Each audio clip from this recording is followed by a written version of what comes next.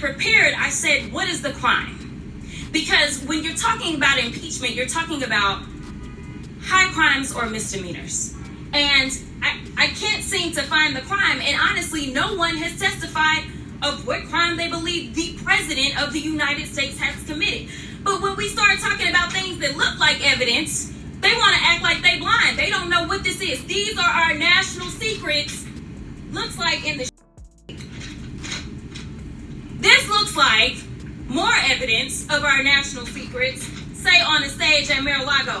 When we're talking about somebody that's committed high crimes, it's at least indictments. Let's say 32 counts related to unauthorized retention of national security secrets, 7 counts related to obstructing the investigation, 3 false statements, 1 count of conspiracy to defraud the United States, falsifying business records, conspiracy to defraud the United States, 2 counts related to efforts to obstruct the vote certification proceedings, 1 count of conspiracy to violate civil rights, 23 counts related to forgery or false document statements, 8 counts related to soliciting, and I could go on because he's got 91 counts pending right now. But I will tell you what the president has been guilty of. He has unfortunately been guilty of loving his child unconditionally, and that is the only evidence that they have brought forward. And honestly, I hope and pray that my parents love me half as much as he loves his child. Until they find some evidence, we need to get back to the people's work, which means keeping this government open so that people don't go hungry in the streets of the United States. And I will yield. Jasmine Crockett, you know, the firebrand Democratic young Congresswoman from Texas, the one that's so supportive of Joe Biden and Hunter Biden, and that Joe Biden was just looking out for his son. I'll tell you what the president has been guilty of. He has unfortunately been guilty of loving his child unconditionally, and that is the only evidence that they have brought forward. And honestly, I hope and pray that my parents love me half as much as he loves his child. Until they find some evidence, we need to get back to the people's work, which means keeping this government open so that people don't go hungry in the streets of the United States. And I will should be quite dizzy from all the spending that you're constantly doing when it comes to spinning the truth. You talk about free and fair elections, but you back a guy who we know tried to steal the election. And this isn't about what Democrats have to say. Let me remind you, for those of you that don't know how the justice system works, it's not a matter of the president went in and indicted Trump,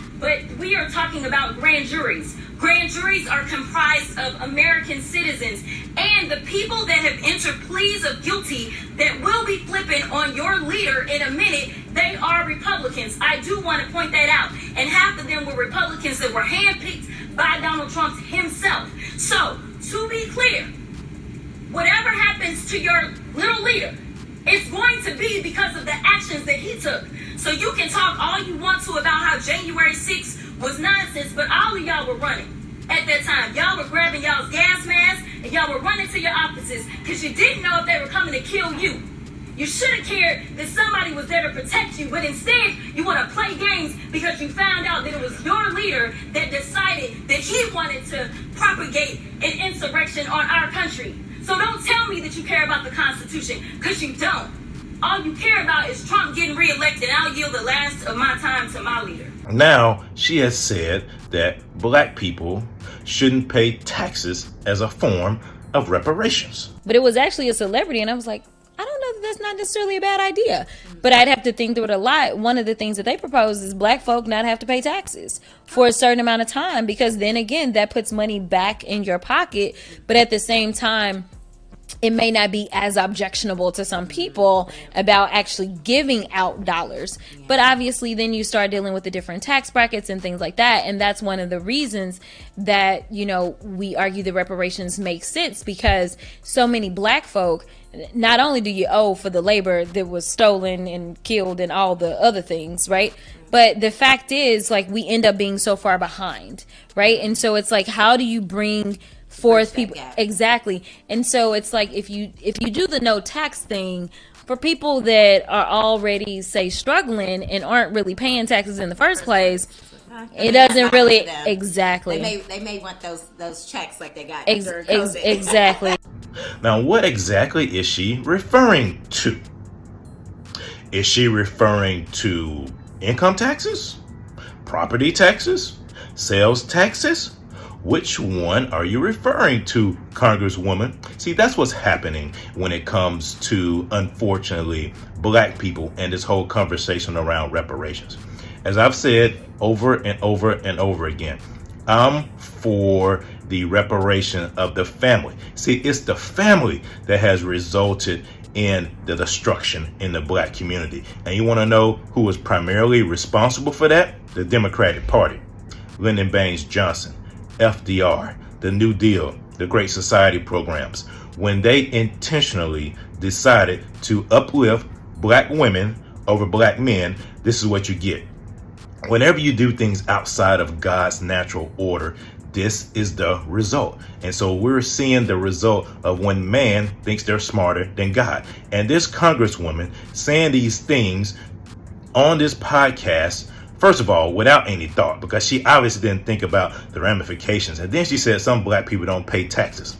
Yeah, they don't pay income taxes. So I assume she was thinking of income taxes. But nevertheless, these people pay taxes. And you giving these people more money is not going to solve the issue. It'll make things worse. What about all the people that win lotteries and then 3 or 4 years later they end up broke because they have no foundation to sustain it? So you have these black Congress people, especially on the Democratic side, always talking about what they'll do for black people, always talking about they'll do this, they'll do that. But at the end of the day, it's all lip service.